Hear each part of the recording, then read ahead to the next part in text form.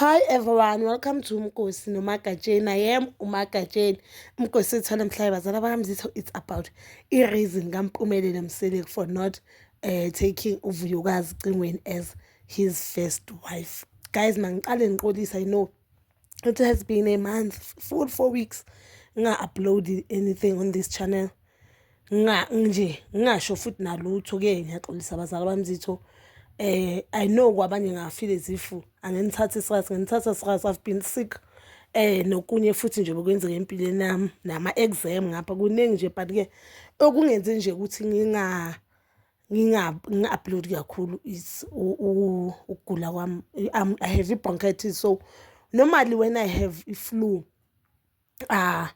ngistruggle ukuphefumula, yabo ngiba nazo zonke lezi zinto lezi, struggle ukuphefumula. Ivesi yami ayikwazi nje ukuphuma at all, knowing ukuthi vele ivesi yami inama-moods, so vele ingasaphumi at all. So ngizoyenza kanjani ama-video if anginavoice? So the past few weeks, 2 weeks especially nje, especially from Monday, I think ngibe bad Monday, le Monday sibuya kuyo njengoba kuyi-Sunday namhla, it was Monday.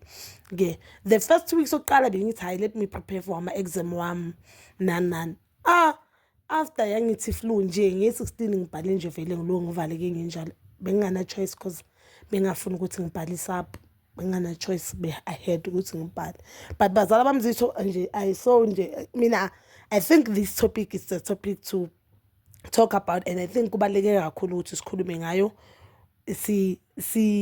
sibonisane. We know on this channel siyabonisana, sihleba sibuye sibonisana, sihleba lokho serious, sibuye sibe ne-solution.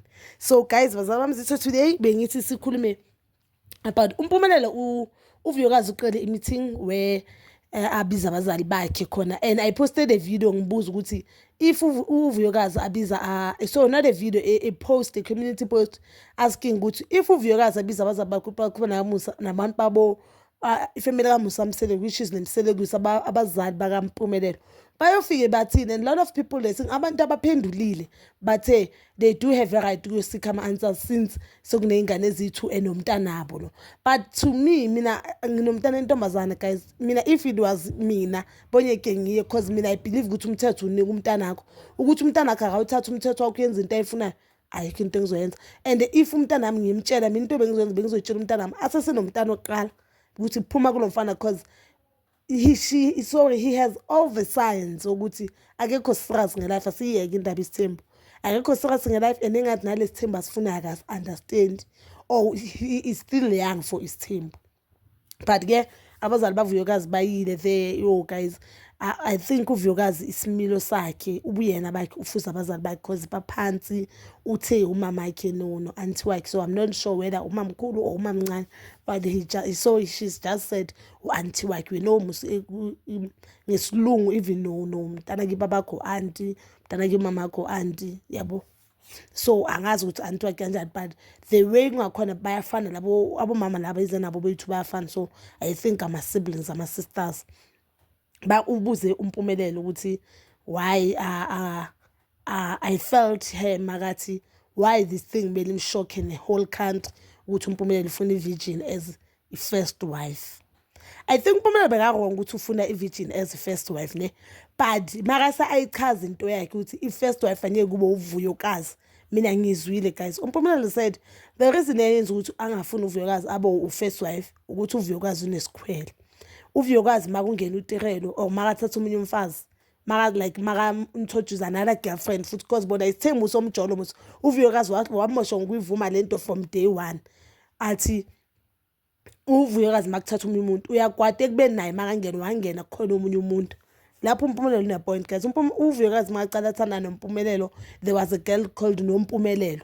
So uVuyokazi wangena kuMpumelelo, knowing uMpumelelo uthi une-girlfriend, asubscribe to this thembu thing. So akakwazi ukuthi naye angene khona omunye umuntu bese mase ufika omunye umuntu akwade, akakwazi ukwenza kanjalo, ayihambi nje kanjalo. 1 and 2, mangabe if uzoba umamkhulu onesikhwele, that means i-vision leya kaMpumelelo nobabakhe, which is uMusa Msele, angeke iziye phambili because they want abafazi abanengi and they want ifamily enkulu. So hayi ukuthi uMpumelelo uthi uzothatha 2 agcine ku2, maybe kuzofika isikhathi athi 3, athi 4, athi 5, athi 6 njengoba bakhe. So uMvuyokazi zabakuphi lapho?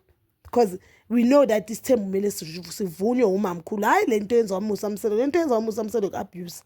Hayi this thing, lento yenziwa uMusa Msele mina angivumelani nayo because angi-understand ukuthi makazothi bonke labafazi bathathe ngenkani uMacele bekabona nje sekuthiwa kulotsholwa uzibani. It's wrong. Umthetho wesithembu ukuthi mele umamkhulu avume.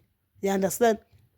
So that means uVuyokazi makangashada anye abe umfazi oqala uthi uMpumelelo anyeke azavume uVuyokazi uthi ukuthatha amanye amakhosikazi because from now uyambona nje makuthatha umunye umfazi and uVuyokazi asangayiphikisi that thing to show ukuthi iqiniso. Yena uvele wathi if yena akasumfazi oqala if akasumfazi oqala yena anyeke aze avume ukuthi kuba isithembeni. That means if she's not the first wife uyaphuma kule relationship. And I think there are a lot of things bezingakhipha uVuyokazi kule relationship than le. Mina I don't know whether mina isithembu guys anginandaba naso futhi I don't think mangashada isithembini even though I don't wanna get married but mangathiwa ngishada isithembini kungaba into ukuthi ngikhalela kuba umamkhulu ngikhalela kuba ngikhalela nje ukuthi mina indoda ingithande ingihloniphe inginakekele qha. Ukuthi number 10 or number 2 to me it doesn't make any difference because judging from isithembu saka Musa Msele uMacele umfazi oqala but uMusa Msele kugibela yehle kuMacele indlela akhuluma ngayo noMakhumalo you can see ukuthi uMusa Msele uyaba nayo leyo respect for uMakhumalo. uVuyokazi was asithi beka umamkhulu uzolotshola ezumamkhulu on the previous season which is season 1 of izingane zesithembu.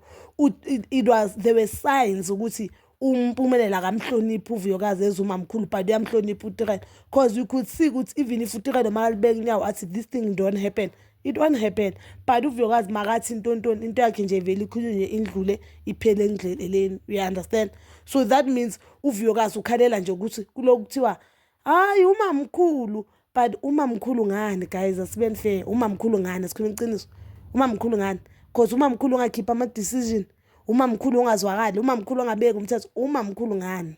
So yena uthi if ungena another uthathwa uMacele as the first wife yena uyaphuma. And judging from ama tweets lawa wathi kule viki lelayo you can see ukuthi ugirl vele uzitshelile ukuthi yena uyaphuma kunomshado and she wants nothing to do with le relationship. Akusumshado guys, relationship yena into ebalulekile emnandi ke ngaye ke ehlukile futhi kwezinye ingane ukuthi akunandaba kaMsele bazaba support abantwana and into kumele focus kuyo manje thina yile sasimtshela yona from season 1 maka focus encwadini zakhe uVuyokazi afocus kubuyena already sakanayo fame asebenzela ukuthola ama campaign asebenza aphushe then yonke into ibe sharp. Bazalwa mzizwe, please comment down below your thoughts and please don't forget to like, subscribe, share and hit that notification button. Nginithanda ukuya nokubuya.